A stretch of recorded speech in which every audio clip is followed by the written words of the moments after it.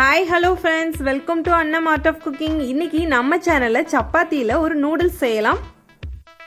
Chapati no சொல்லும் குழந்தைகளுக்கு கூட இந்த மாதிரி நீங்க செஞ்சு கொடுக்கும்போது கண்டிப்பா ரொம்பவே விரும்பி சாப்பிடுவாங்க.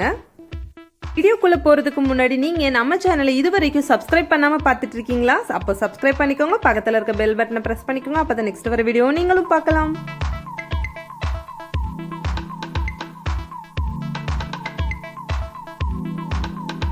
இப்போ நான் 5 சப்பாத்தி எடுத்திருக்கேன்.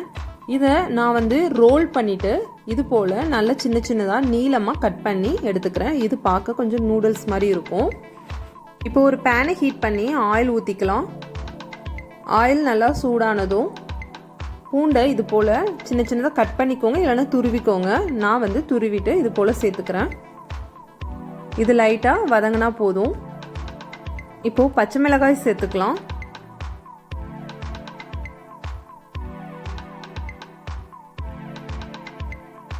இப்போ கட் பண்ணி வச்சிருக்க வெங்காயத்தை சேர்த்துக்கலாம். வெங்காயம் நீளமாக கட் பண்ணிக்கோங்க.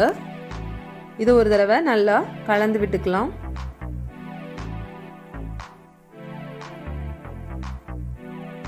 இப்போ ஒரு வரமிளகாய் நான் கட் பண்ணி சேர்த்துக்கிறேன்.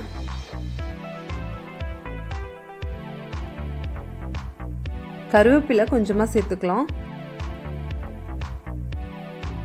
கட் பண்ணி வச்சிருக்க தக்காளி எல்லாத்தையும் சேர்த்துக்கலாம். இதையும் ஒரு தடவை நல்லா மிக்ஸ் பண்ணிக்கலாம், தக்காளி வதங்குற அளவுக்கு. இப்போ கொஞ்சமாக உப்பு சேர்த்துக்கோங்க. உப்பு சேர்த்தா தான் வெங்காயம் தக்காளி நல்லா வதங்கும். இதையும் ஒரு தடவை நல்லா மிக்ஸ் பண்ணிக்கலாம். இப்போ கேரட்டை சேர்த்துக்கலாம். கேரட் நீளமாக துருவி எடுத்துக்கோங்க, இல்லைன்னா நீளமாக கட் பண்ணி எடுத்துக்கோங்க. வெஜிடபிளில் நீங்கள் முட்டைக்கோஸ், கேப்சிகம், பீன்ஸ் இதெல்லாம் கூட சேர்த்துக்கலாம். நான் கேரட் மட்டும் சேர்த்துக்கிறேன். இதுக்கு தேவையான மசாலா சேர்த்துக்கலாம். ஒரு ஸ்பூன் மஞ்சள் தூள், ஒரு ஸ்பூன் மிளகாய் தூள், உங்களோட காரத்துக்கு ஏற்ற மாதிரி சேர்த்துக்கோங்க. ஒரு ஸ்பூன் சோம்பை பவுடர் பண்ணி சேர்த்துக்கிறேன். ஒரு ஸ்பூன் மிளகுத்தூள், ஒரு ஸ்பூன் கரம் மசாலா. இது இல்லைன்னா நீங்கள் சிக்கன் மசாலா கூட சேர்த்துக்கோங்க.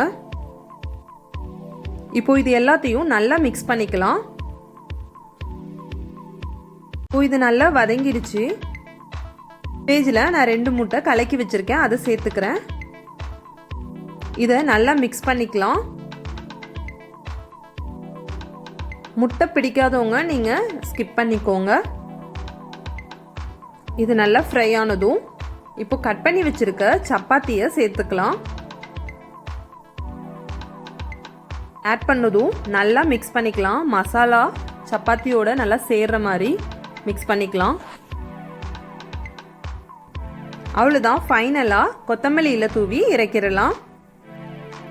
சப்பாத்தி நம்ம அடிக்கடி சாப்பிட்டு போர் அடிக்கும் போது இந்த மாதிரி நம்ம ட்ரை பண்ணி சாப்பிடும்போது ரொம்பவே டேஸ்ட்டாக இருக்கும். சப்பாத்தியும் மீதம் இருக்காது. இந்த ரெசிபி உங்களுக்கு பிடிச்சிருந்துச்சுன்னா லைக் பண்ணுங்க, கமெண்ட் பண்ணுங்க, உங்க ஃப்ரெண்ட்ஸோட ஷேர் பண்ணுங்க.